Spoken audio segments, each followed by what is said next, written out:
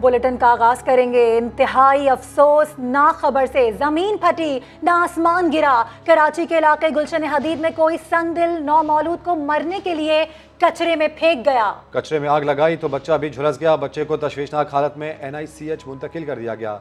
नौमौलूद की हालत तशवीशनाक है, 30% से जायद झुलसा हुआ है। आपको बताएं कि डॉक्टर्स जान बचाने की कोशिशें कर रहे हैं। डॉक्टर्स के मुताबिक बच्चे को पैदाइशी तौर पर एथोसाइज की बीमारी भी है। एथोसाइज आपको बताएं कि पैदाइशी तौर पर एक बीमारी होती है जो कि जिल्द की बीमारी होती है। इंतहाई अफसोसनाक वाकया पेश आया है।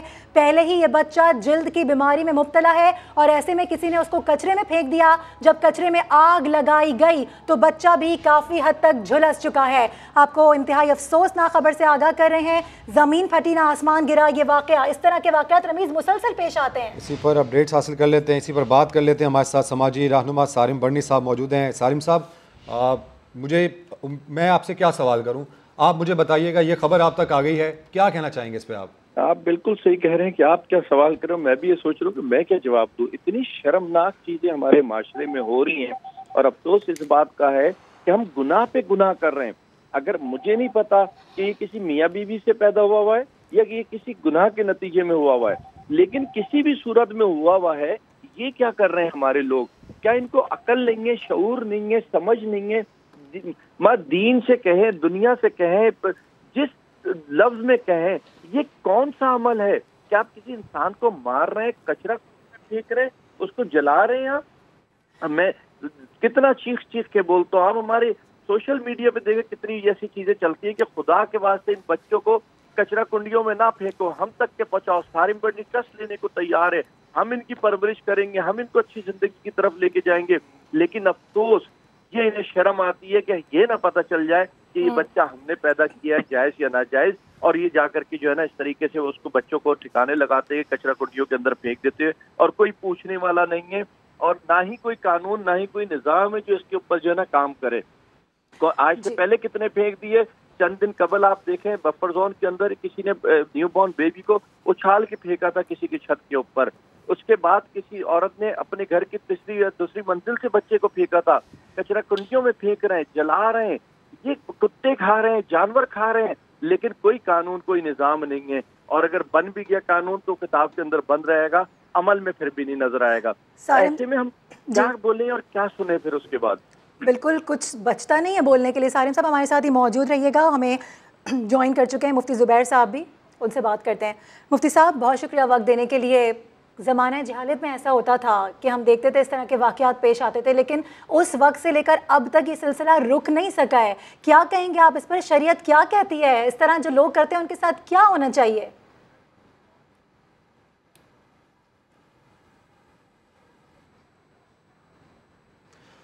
मुफ्ती ज़ुबैर साहब से रब्ता कायम करने की कोशिश करेंगे। सारिम बर्नी हमारे साथ मौजूद हैं। सारिम साहब, जिस तरह के आप कह भी रहे हैं कि गुनाह से गुनाह किया जा रहा है इस माशरे में, इस समाज के अंदर, क्या निज़ाम होना चाहिए, क्या कानून होना चाहिए, क्या अखलाकियात होनी चाहिए? देखिए, मैं तो समझता हूँ कि कानून निज़ाम होना चाहिए। और क्यों नहीं वो माँ बाप उस वक्त शादियाँ कर देते उन बच्चों की जो बोल रहे होते कि हम एक दूसरे को चाहते हैं? क्यों उनके बीच रुकावटें बनते हैं? क्यों वो बच्चे भी ऐसा अमल करते हैं कि माँ बाप को नाराज? मैं ये नहीं कह रहा कि बस जो बच्चे कह रहे हैं वो कर दो। दोनों सूरतों में हमें सोचने समझने की जरूरत है। या माँ बाप को मना लें या माँ बाप को चाहिए औलादों से मान जाए, ना कि इतने गंदे घिनौने गुनाह करें। या हम जो ये डॉक्टर इंजीनियर अपने बच्चों को बना रहे हैं, क्या हमने कभी सोचा कि डॉक्टर इंजीनियर तो बने ना बने, कहीं ऐसा तो नहीं कि हमारी औलादें गुनाहगार बन रही है? कोई सोचने वाला इस माशरे में नहीं है, कोई देखने वाला नहीं है सिवाय इसके। बिल्कुल अहम ये नुक्ता है आपका। हमारे साथ ही रहिएगा। इस वक्त एक और समाजी रहनुमा रमज़ान शीपा साहब हमें ज्वाइन कर चुके हैं। रमज़ान शीपा साहब, आप हों, ईदी सेंटर हो, झूलों का हम सुनते हैं कि वहाँ पर बच्चों को रख दिया जाता है और आप उनकी परवरिश करते हैं। इस खबर के आने के बाद आपके क्या तासुरात हैं कि एक बच्चे को कचरे में फेंक दिया गया? बिस्मिल्लाहिर्रहमानिर्रहीम। जनाब, भी जब से ये मुझे खबर मिली है और इसका पता चला है तो जो है वो बहुत दुख और बहुत अफसोस का मतलब, बहुत दुख में और बहुत अफसोस का मतलब है कि वो मैं हूँ कि जो है ना वो हमारे माशरे के लोगों को क्या हो गया है, हम किस तरफ जा रहे हैं। और ये एक किस्म की बहुत बड़ी सफाकी है कि एक नौमौलूद बच्चा जिसको अल्लाह रब्बुल इज़्ज़त ने दुनिया में भेजा और आप उसको कत्ल करने के लिए, उसकी जान लेने के लिए, उसको मारने के दर पे हो जाते हैं। तो ये तो जो है वो बहुत दुख और बहुत तकलीफ की बात है। अच्छा, फिर उसके ऊपर उसके साथ साथ हम, क्योंकि ये जो गुलशन हदीद वाला जो बच्चा है, नौमौलूद बच्चा है, तो इसको तो जो है वो आधे से ज्यादा इसको जलाया हुआ भी है। तो ये सफाकी, ये बर्बरियत, ये दरिंदगी जो है ना, क्या हम किसी जो है महज़िब मुआशरे में रह रहे हैं या हम किसी जंगल में रह रहे हैं, कि जहाँ जंगलों में तो वही कानून देखने में आता है कि जहाँ पर जो खौफनाक दरिंदे जो होते हैं वो अपने कमजोर से लोगों को जो है वो नोच खाते हैं। तो ये भी वाकया जो है गुलशन हदीद में नौमौलूद बच्चे के जो मिलने का वाकया है, तो ये भी इसी तरीके और बहुत दुख और अफसोस की बात है। और अल्फाज कम पड़ जाते हैं रमजान छीपा साहब, इस तरह के जब वाकयात हमारे सामने आते हैं हमें भी समझ नहीं आता हम किस तरह से इस चीज़ को डिलीवर करें। हमारे साथ मौजूद है मुफ्ती ज़ुबैर साहब, उनसे बात कर लेते हैं। ज़ुबैर साहब, बहुत शुक्रिया वक्त देने के लिए। बात की जाए अगर ज़माने जाहिलियत की, तो उस वक्त इस तरह से होता था, लेकिन हम देख रहे हैं उसके बाद से अब तक ये सिलसिला रुका नहीं है। बच्चों को फेंका जाता है। मैं ये बात नहीं करूँगी कि जायज़ या नाजायज़, बच्चा बच्चा होता है, दुनिया में आ गया, एक जान है, उसको इस तरह से फेंक देना कचरे में, उसको कुत्ते बिल्लियाँ नोच के खाते हैं, जला दिया जाता है, शरीयत क्या कहती है? देखें, ये इंतहाई वहशत और बर्बरियत पर मुश्तमिल इंतहाई अफसोसनाक वाक़या है और इसकी मजम्मत और बुराई के लिए अल्फाज भी नहीं है। और इसमें सबसे पहला नुक्ता ये देखना है कि अगर जायज़ या नाजायज़ की जो बहस है वो होती है वालिदैन के हवाले से। बच्चा हमेशा जायज़ ही होता है, बच्चे का कोई कसूर नहीं है, वो नौमौलूद है। उसके साथ इस तरह बर्बरियत का मामला करना, जानवरों से भी बदतर सलूक करना दरिंदगी है, सफाकियत है, हराम है, नाजायज है, खिलाफ इंसानियत है। और ये याद रखना चाहिए कि किसी भी जानदार को आग में जला देना, ये तो कीड़े मकोड़ों के हवाले से भी हराम है, जानवरों के हवाले से भी हराम है। जानदार कोई भी चीज हो उसको जलाना हराम है। और ये नौमौलूद बच्चे को इस तरह कचरे में फेंका जा रहा है, फिर आग से झुलसाया जा रहा है। इस वाक़े की जितनी मजम्मत की जाए कम है, मगर इसके साथ साथ इसके असबाब पर भी हमें गौर करना होगा। जिम्मेदारों को भी कैफर किरदार तक पहुंचाना चाहिए और इस तरह के वाकयात का जो जरिया बनने वाले, खिलाफ इंसानियत हरकत करने वाले जो भयानक किस्म के अफराद हैं, उनको निशाना इबरत जब तक नहीं बनाया जाएगा, सजाएं नहीं दी जाएंगी, उस वक्त तक हमारे समाज और सोसाइटी में इस तरह के वाकयात जाहिर होते रहेंगे। असल असबाब की तरफ आना चाहिए, मुल्जिमों को भी कैफर किरदार तक पहुंचाना चाहिए और निशाने बिल्कुल, ये अच्छी एग्जाम्पल आपने दी। सफाकी, बर्बरियत और जहालत, ये उसका मिक्सचर है जो कि हम इस वक्त इस सोसाइटी में देख रहे हैं। बेहद शुक्रिया।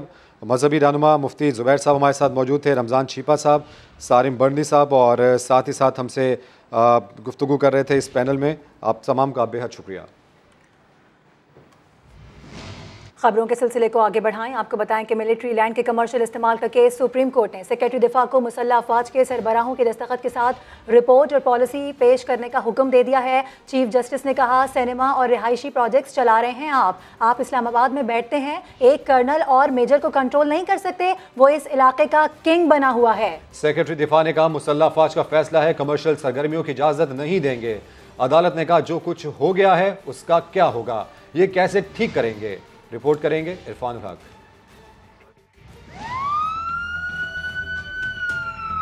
सुप्रीम कोर्ट कराची रजिस्ट्री में दिफाई मकासद के लिए मुख्तलिफ जमीनों के कमर्शियल इस्तेमाल के केस की समाअत हुई। चीफ जस्टिस गुलजार अहमद ने सेक्रेटरी दिफा लेफ्टिनेंट जनरल रिटायर्ड हिलाल हुसैन को मुखातिब करते हुए कहा कि ये क्या हो रहा है, आप लोग सिनेमा और रिहायशी मंसूबे चला रहे हैं। जिस पर सेक्रेटरी दिफा ने बताया कि अब मुसल्लह अफवाज ने फैसला किया है कि उनकी जमीनों पर कमर्शियल सरगर्मियों की इजाजत नहीं दी जाएगी। चीफ जस्टिस ने सवाल किया कि जो कुछ हो गया इसका क्या होगा, ये कैसे ठीक करेंगे। बताया जाए कि दिफाई मकासद के लिए मुख्तलिफ जमीनों पर कमर्शियल सरगर्मियां खत्म करने की पॉलिसी क्या है।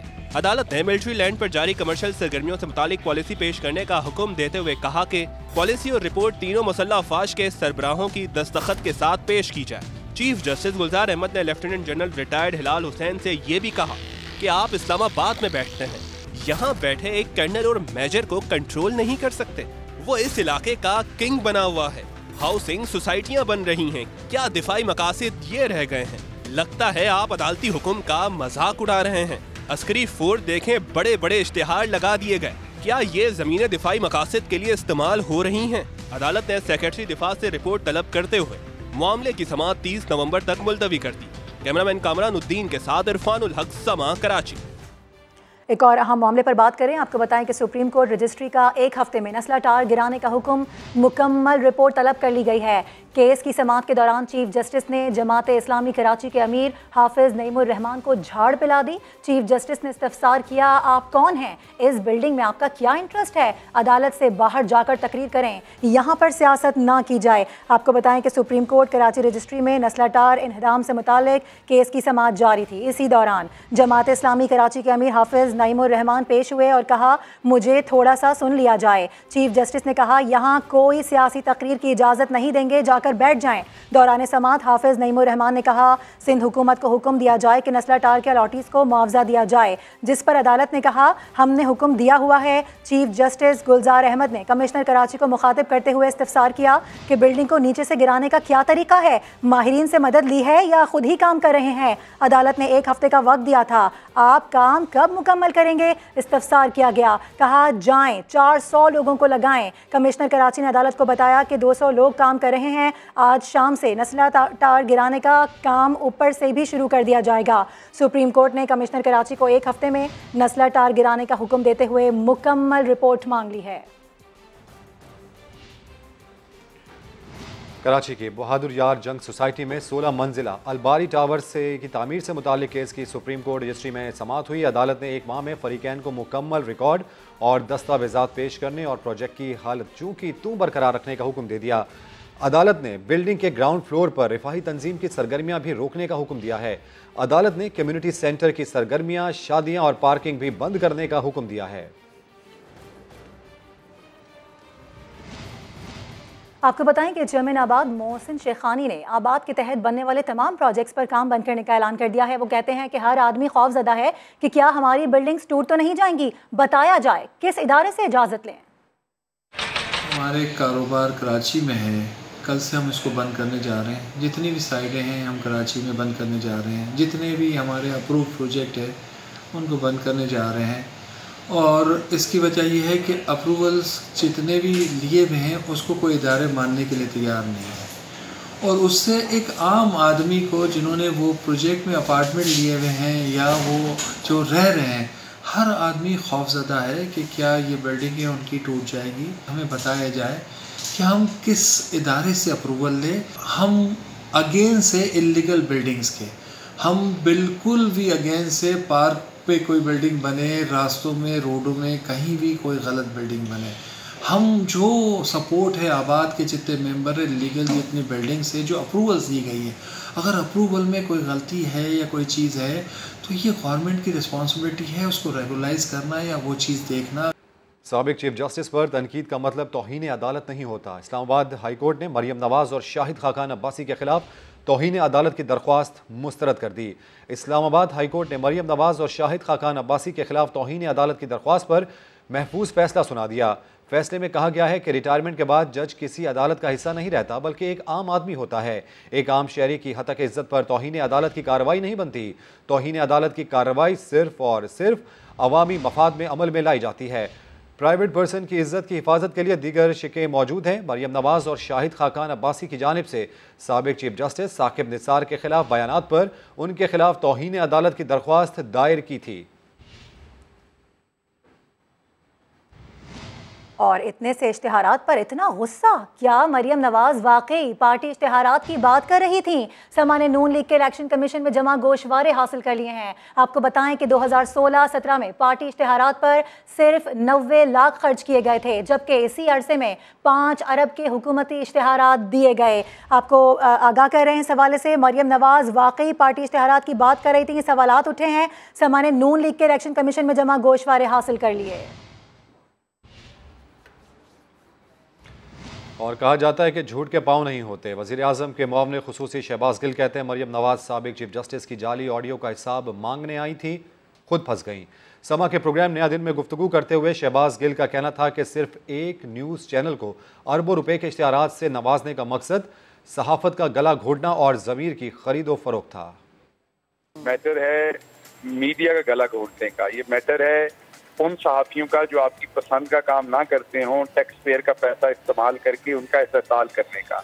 ये मैटर है ज़मीर खरीदने का, ये मैटर है ज़मीर बेचने का, ये मैटर है ऐसे बड़े बड़े नाम जिनको लोग बड़ा मोतबर समझते थे, जब उनकी असल करतूत देखी कि वो शरीफ फैमिली से पैसा लेके क्या कुछ कर रहे थे टेलीविजन के ऊपर, ये मैटर इस चीज का है कि आप देखें झूठ के पाँव नहीं होते, झूठ में एक दिन झूठ सब पे आश्कार हो जाता है।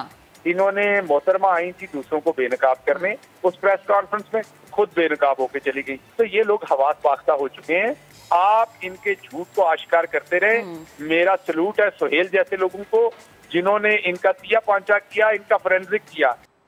और अब अहम खबर है, आपको बताएं कि वज़ीर आज़म इमरान खान से अब्दुल अलीम खान की मुलाकात हुई है। वजारत से इस्तीफे समेत अहम उमूर पर बातचीत की गई है। अलीम खान ने वज़ीर आज़म से दरख्वास्त की थी कि टीवी चैनल की मलकियत के बाद सीनियर वज़ीर पंजाब के ओहदे और गैर जानिबदारी को बरकरार रखना मुश्किल होगा। वज़ीर आज़म ने अलीम खान को मुस्ताफ़ी होने की इजाज़त दे दी है। अलीम खान बतौर सीनियर वज़ीर और वज़ीर खुराक अपना इस्तीफ़ा वज़ीर आला पंजाब को भिजवाएंगे। मुस्लिम लीग नून के सरबरा और अपोजिशन लीडर शहबाज शरीफ ने डस्का इलेक्शन चोरी में मुलविस अफसरान अमले के खिलाफ कानूनी कार्रवाई के लिए चीफ इलेक्शन कमिश्नर को खत लिख दिया। अपोजिशन लीडर की जानिब से 23 नवंबर को लिखे गए खत में दावा किया गया है कि डस्का इलेक्शन में धांधली में मुलविस अफराद ने नताइज को हुकूमत के हक में मोड़ने के लिए इंतखाबी अमल पामाल किया। सरकारी अफसर की रिहाइशगाह पर हुकूमती एहलकारों के साथ मुसलसल इजलास होते रहे। खत में मुतालबा किया गया है कि धांधली के जिम्मेदारों में विफाकी और सूबाई हुकूमत के अनासिर बेनकाब करके कार्रवाई की जाए। और अभी खबर यह है कि लाहौर की एहतसाब अदालत ने शहबाज शरीफ के वकील की गैर हाजिरी पर आशियाना इकबाल हाउसिंग रेफरेंस की समाअत 6 दिसंबर जबकि दीगर केसेस की समाअत 13 दिसंबर तक मुलतवी कर दी है। नैब के 3 रेफरेंसेस पर समाअत के दौरान शहबाज शरीफ और हमजा शहबाज एहतसाब अदालत में पेश हुए। वकील अमजद परवेज़ के बैरून मुल्क होने की वजह से समाअत मुलतवी करने की इस्तदा की गई। आशियाना इकबाल हाउसिंग स्कीम समेत रमज़ान शुगर मिल्स रेफरेंस पर समाअत बगैर कार्रवाई मुलतवी करने की इस्तदा पर फाजिल जज ने नाराज़गी का इजहार किया। रिमार्क्स दिए कि इस केस में कोई पेशरफ्त नहीं हो रही। मुशीर खजाना शौकत तरीन ने कहा है कि वो सट्टेबाजों को खबरदार करना चाहते हैं कि डॉलर नीचे भी आएगा। पाकिस्तान स्टॉक एक्सचेंज कराची में गुफ्तगू करते हुए शौकत तरीन ने कहा कि इस वक्त रुपया डॉलर के मुकाबले में 10 रुपये अंडर वैल्यूड है। डॉलर 166 रुपये का होना चाहिए। मिनी बजट का गलत मतलब ना लिया जाए। मिनी बजट में कोई नया टैक्स नहीं लगा रहे बल्कि टैक्स रियायतें वापस लेंगे। टैक्सेस में कोई रद्दोबदल नहीं होगा। मैं स्पेकुलेटर्स को सिर्फ इतना वार्न करना चाह रहा हूँ कि ये रुपया दूसरी साइड पे जाएगा और जब जाएगा तो उनको बहुत बुरी मार पड़ेगी। स्पेकुलेशन बंद कर दे ओवर माय डेड बॉडी। कोई ऐसी चीज नहीं होगी एटलीस्ट ऑन माय वॉच जिसके बीच में डिस्टॉर्शन क्रिएट करेंगे हम मार्केट। देखा जाए कि हो क्यों रहा है ये इन्फ्लेशन। हालांकि मैंने पेट्रोल के ऊपर सारे टैक्सेस खत्म किए। ये बिल्कुल अनप्रेसिडेंटेड है पाकिस्तान की हिस्ट्री। 17% सेल्स टैक्स है, इस वक्त 0 लगाया हुआ है। उसके बावजूद भी 143-44 रुपए पे तेल है। ये जो है नेशनल मार्केट $600 से $1350 पे चला गया। ये जो साइकिल है ये पूरी दुनिया को हिट कर रहा है। हम एक्सपेक्ट कर रहे हैं इंशाल्लाह ये साइकिल 3 से 4 महीने जो है उसमें टूटेगा। जैसे वो टूटेगा तो आप देखेंगे हम सारा का सारा बेनिफिट जो है अपनी आवाम तक पहुंचाएंगे। मिनी बजट, अरे भाई आप ये कहना चाह रहे हैं IMF ने जो हमें कुछ कहा है तो वो टैक्सेस वगैरह के बारे में टैक्सेस नहीं बढ़ेंगे। आपके जो है एग्जम्पशंस कुछ विड्रॉ होंगी। मैंने कहा था कि हम टैक्सेस नहीं बढ़ाने देंगे। जो ऑलरेडी पैसे लोग टैक्स दे रहे हैं उनको ऊपर हम और टैक्सेस नहीं लगाने देंगे। जब टैक्सेस वगैरह में कई चीज़ें वो करना चाह रहे थे हमने उनको उसमें मना किया। और आपको बताएं कि मार्जिन बढ़वाने के लिए हड़ताल करने वाले पेट्रोलियम डीलर्स के लिए हुकूमत ने आम माफ़ी का ऐलान कर दिया। पेट्रोलियम डिवीजन हुकाम का कहना है कि पेट्रोल पंप्स के लाइसेंस मनसूख करने की इतला दुरुस्त नहीं है। किसी के खिलाफ कोई कार्रवाई नहीं की जाएगी। पेट्रोलियम डिवीजन हुकाम का कहना है कि लोगों की बुनियादी ज़रूरियात पूरी करने वालों को नाराज़ नहीं किया जा सकता। अखराजात बढ़ने की वजह से डीलर्स का मार्जिन बढ़ाने का मुतालबा जायज़ भी करार दे दिया। हुकूमत और पेट्रोलियम डीलर्स एसोसिएशन में गुज़श्ता शब होने वाले मुज़ाकरात में मार्जिन 99 पैसे फ़ी लीटर बढ़ाने पर इत्तफाक किया गया, जिसके बाद हड़ताल ख़त्म कर दी गई। पेट्रोलियम डिवीज़न ने यह यकीन दहानी भी करवाई कि मार्जिन में हर 6 महीने बाद नज़र सानी की जाएगी।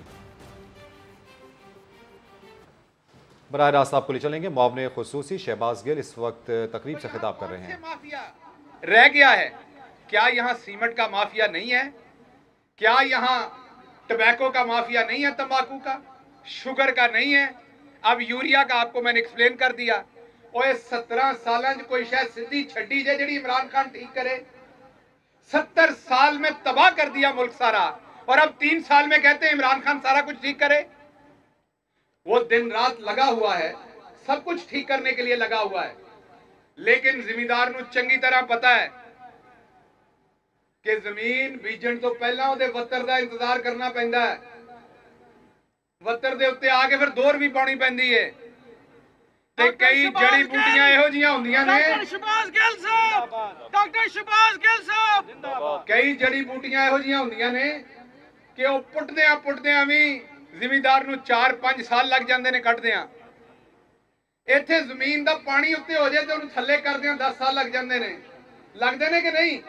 पूरे मुल्क दी चूल हिला के रख दी है ना बदकारा ने, और तुसी चाहते हो कि ये सिर्फ अगले 3 सालों दे विच जेड़े गुजरे ने उन्हां दे विच ठीक हो जाए।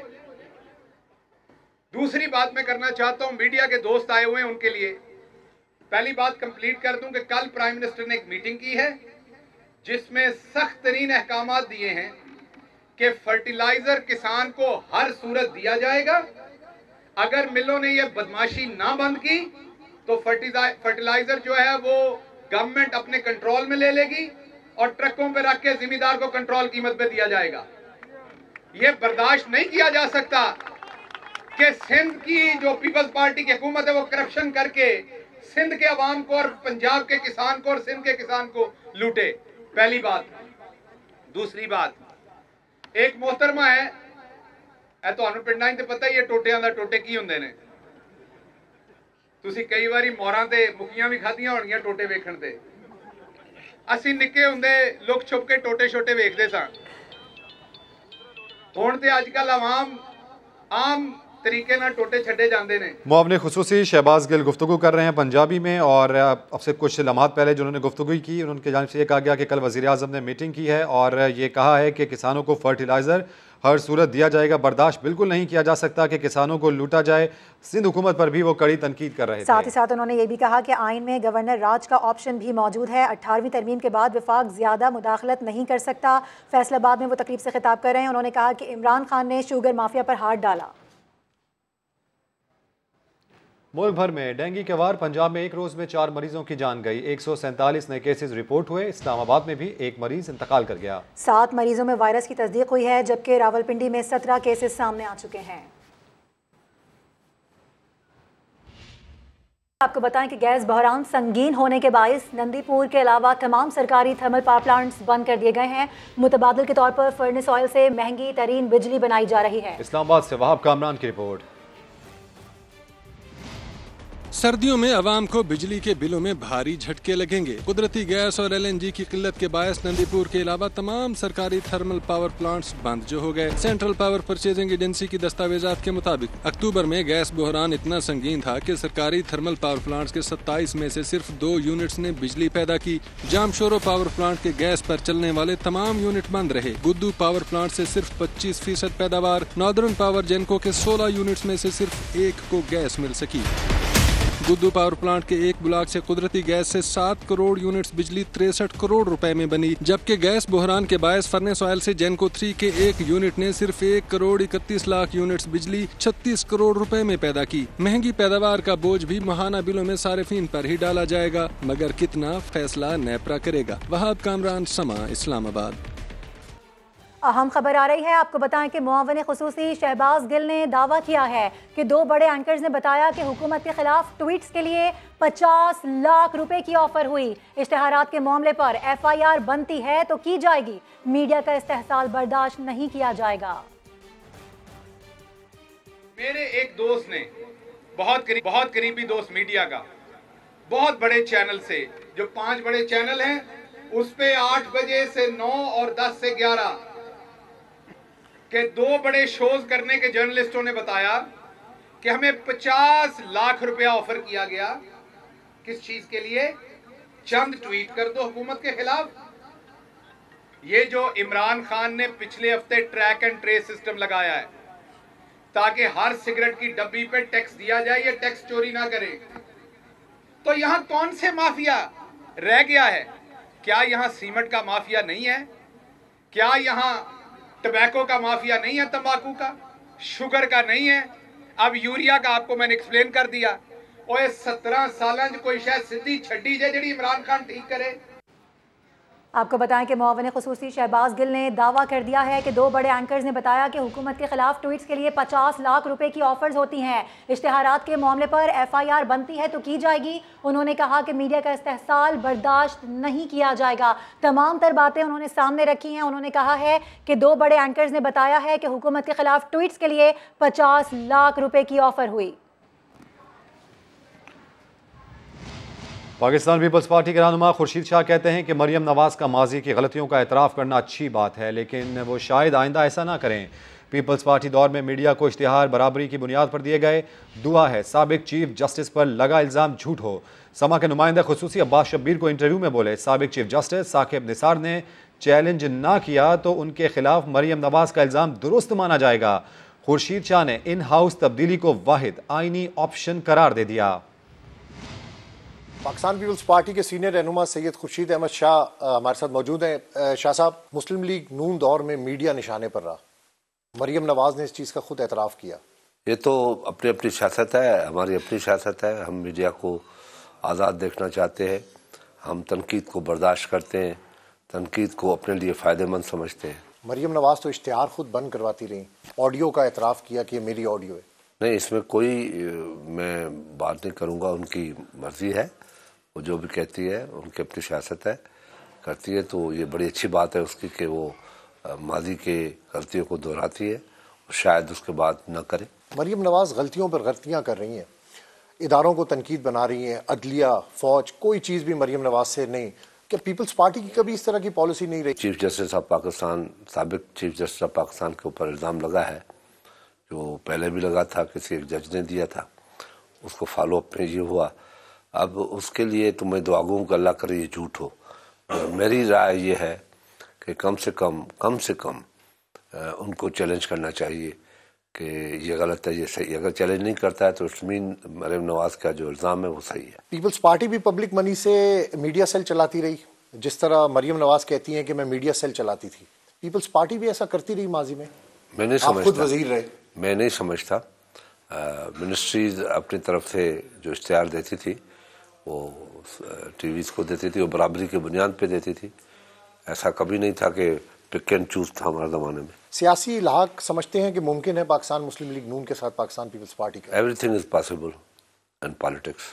यानी आप मुस्लिम लीग नून का जो बयानिया है, पीपल्स पार्टी उस बयानिया को एक्सेप्ट करेगी? हर सियासी जमात का अपना अपना बयानिया होता है।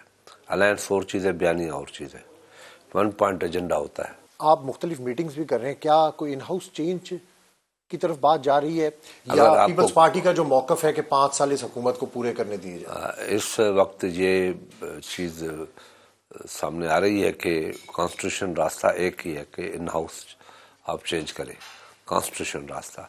अगर हालात को बिगाड़ दिया और अनारकी फैल गई तो उससे बड़े ख़तरनाक नताज होते हैं। एतजाज़ एहसन साहब ये कहते हैं कि एस्टेब्लिशमेंट के पास सिर्फ बिलावल चॉइस है, आप भी ये समझते हैं? मेरी तो दुआ है कि बिलावल चॉइस हो और चॉइस आवाम की हो। क्या समझते हैं कि नैब अपना रोल सही तरीके से प्ले कर रही है? 32 साल और 50-54 साल तजुर्बे से, बचपन से लेकर आज तक इस नतीजे में पहुंचा हूं कि करप्शन की बुनियाद ये अदारे हैं जो करप्शन को रोकते हैं। एक बात। दूसरा, मैं ये भी कहता हूं कि इस पर भी ट्रुथ कमीशन बनाई जाए और हिसाब ले, सियासतदानों से भी हिसाब देना चाहिए, उन 4-5 मार्शल लॉ से भी हिसाब देना चाहिए कि भाई आपने अपने दौर में क्या किया और सियासतदानों ने अपने 37 साल में, जिसमें कंट्रोल डेमोक्रेसी भी थी, क्या किया, तो उसका हिसाब होना चाहिए। जजेस की टेप आ रही है सर, ये कौन से वे के ऊपर, कौन से रास्ते के ऊपर हम चल पड़े हैं? ये पहले भी हुआ था, हमारे साथ भी हो चुका है, वो आ गई थी और फिर जिन लोगों ने ये टेप बनाए चलाए उनको कुछ नहीं हुआ, इनको भी कुछ नहीं हुआ। लाख आप टेप दे। नाजेबा मैसेजेस के बायस ऑस्ट्रेलियाई टीम की कप्तानी छोड़ने वाले टिम पेन ने क्रिकेट से ब्रेक ले ली। टिम पेन इंग्लैंड के मुस्तकबिल करीब में शेड्यूल्ड हर तरह की क्रिकेट से दस्तबरदारी का फैसला किया है। वो 8 दिसंबर से शुरू होने वाली एशियस सीरीज़ भी नहीं खेलेंगे। Fast bowler PAT Cummins Australia की टेस्ट टीम के कप्तान मुकर्रर कर दिए गए। स्टीव स्मिथ टीम के नायब कप्तान होंगे। और अब आपको बताएं कि मुजफ्फरगढ़ में थल जीप रैली के क्वालिफाइंग राउंड के मुकाबले जारी हैं। क्वालिफाइंग राउंड का इफ्तिताह डिप्टी कमिश्नर और डीपीओ ने किया। ख्वातीन सबसे पहले ट्रैक पर रवाना हुई। मारूफ रेसर रोनी पटेल के बेटे और बेटी ने भी पहली मर्तबा रैली में शिरकत की।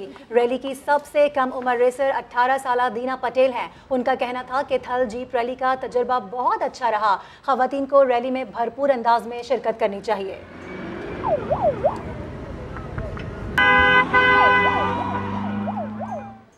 ब्रेक के बाद हाजिर होंगे हेडलाइंस के साथ। देखते रहिए समा।